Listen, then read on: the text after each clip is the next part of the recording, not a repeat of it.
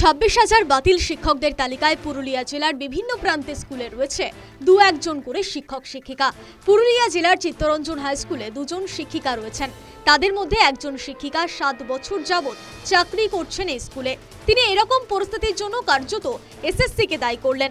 তিনি বললেন, আজ যদি সকল নথিগুলি অক্ষত থাকত তবে বৈধ ও অবৈধদের মধ্যে পৃথকীকরণ সম্ভব হতো, ফলে যারা যোগ্য তাদের এই দিন দেখতে হতো না।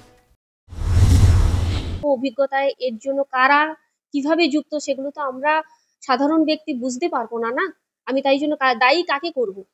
পুরো প্রক্রিয়াটার সাথে এসেছি, আমরা পরীক্ষা দিয়েছি, তারপর রিক্রুটমেন্ট হলো, 7 বছর সার্ভিস হলো। এর ভেতরে কারা কিভাবে যুক্ত, কাকে এককভাবে আমি বলতে পারি যে একেই আমি দায়ী করব? সমস্ত কিছু নথি যদি ওনাদের কাছে থাকে, হার্ড কপি যদি থাকে, তাহলে তো যোগ্য অযোগ্য নিশ্চয়ই নির্বাচন করা উচিত, কিন্তু সেটা ওনারা না করতে পেরে এটা কেন করলেন? সেই স্কুলেরই প্রধান শিক্ষক বলেন, এই রায়ের ফলে বন্ধের মুখে স্কুল। আগেই অবসর নিয়েছেন 6 জন শিক্ষক। অন্যদিকে কয়েক বছর ধরে নিয়োগ হচ্ছে না এসএসসির, তার উপর শীর্ষ আদালতের রায়ে আরো 2 জনের চাকরি গেল। কিভাবে চালাবো স্কুল, চিন্তায় প্রধান শিক্ষক। আমার মতো স্কুলে যে বড় বড় স্কুল যেখানে 2022 স্টুডেন্ট, সেখানে মাধ্যমিক পর্যন্ত 10 পর্যন্ত প্রত্যেকটি ক্লাসের এগেন্স্টে 3টি করে ইউনিট। তো তাহলে এতগুলো ইউনিট, এত শিক্ষক লাগে, শিক্ষিকা লাগে। আমার 6 জন রিটায়ার করেছে, এখনো তার একজনও পাইনি। এরপরে আমার এই 2016 যে রিক্রুটমেন্ট প্যানেল থেকে, সেখানে 2 জন শিক্ষিকা আছে, তারা 2016। এবারে এই আপনি যে রায়ের কথা বলছেন, আমি এটা ডিটেলস জানি না রায়টা, কিন্তু সেই রায়ের প্রেক্ষিতে যদি তাদের আর সার্ভিস না থাকে এখানে, আর তাহলে তো ভীষণ সমস্যায় পড়বো। স্কুল চালানো মুশকিল হয়ে যাবে। 6 আর 2 8 হয়ে যাবে।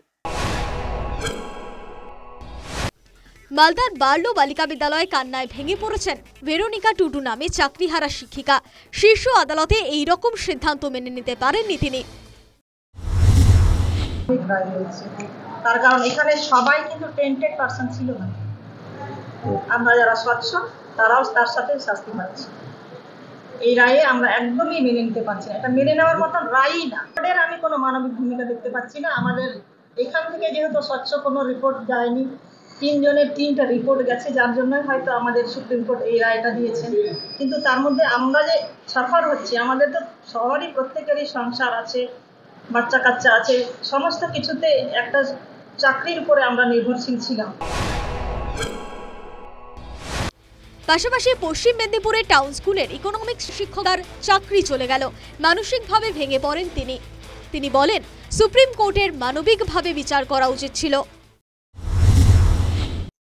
সুপ্রিম কোর্ট অনেক চিন্তা ভাবনা করে নিশ্চয়ই রায় দিয়েছে।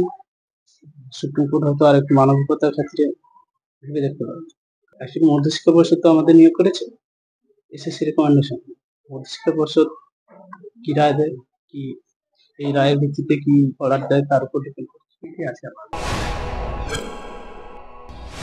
সুপ্রিম কোর্টের রায়ে চরম বিপাকে পড়ল উত্তর দিনাজপুরের 9 জন শিক্ষিকা।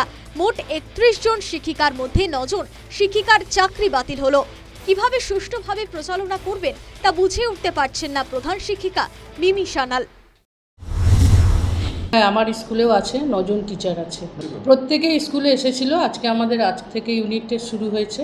তারা তো কিছু বলার অবস্থায় নেই। আজ এদের চাকরি নিয়ে 26,000 শিক্ষক শিক্ষিকার এই চাকরি নিয়ে 1 বছর ধরে টালমাটাল চলছে। এরপরে হঠাৎ এরকম রায়, তারা কিছু বলার পরিস্থিতিতে নেই। সবচেয়ে সমস্যা আমাদের স্কুল চালানো, এতগুলো মেয়েকে নিয়ে। আজকে আমাদের ইউনিট টেস্ট চলছে, 9 জন টিচার ছাড়া ইউনিট টেস্ট চালানো হচ্ছে। খুবই টাফ ব্যাপারটা। দুর্গাপুরে নেপালিপাড়া হিন্দি উচ্চ বিদ্যালয়ে 8 জন শিক্ষক শিক্ষিকার চাকরি বাতিল। দেশের সর্বোচ্চ আদালতের রায় শুনে মাথায় হাত শিক্ষক শিক্ষিকাদের। চাকরি বাতিলের পর কাঁদতে কাঁদতে সুরিমা মণ্ডল বলেন, তাদের কি ভুল ছিল, তাদের চাকরি বাতিল হলো, চিন্তায় শিক্ষিকারা। পাশাপাশি নেপালিপাড়া হিন্দি উচ্চ বিদ্যালয়ের প্রধান শিক্ষক হাত জোর করে আদালতকে অনুরোধ করে এ বিষয়ে গভীরভাবে চিন্তা করতে।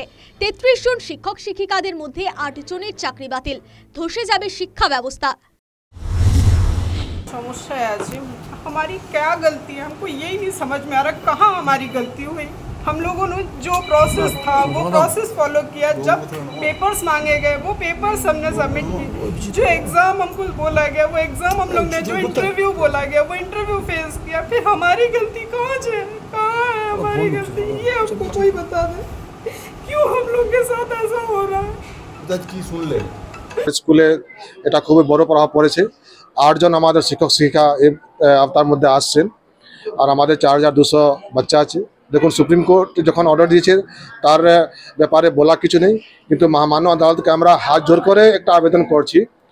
মহামান্য আদালত বলেছেন টেন্টেড আর নন টেন্টেড, যে টেন্টেড আছে তাকে বাতিল করুন, কিন্তু যে টেন্টেড নেই তাকে আবার চাকরিতে ফেরত আনার জন্য আমরা আদালতের কাছে আমি হাত জোর করে আবেদন করছি। যেহেতু আমার রকম অনেক স্কুল আছে যেখানে শিক্ষা ব্যবস্থা টোটালি কোল্যাপস করে যাবে। একই বন্ধ স্কুল নিয়োগ পরীক্ষা, তার উপর চাকরি হারা হলেন বিভিন্ন স্কুল টিচাররা। কিভাবে চলবে স্কুলগুলি, চিন্তায় স্কুল কর্তৃপক্ষ। পাশাপাশি যাদের চাকরি গেল তারা কিভাবে বাকি জীবন কাটাবেন ভাবলে মানসিকভাবে ভেঙে পড়ছেন শিক্ষক শিক্ষিকারা। News time.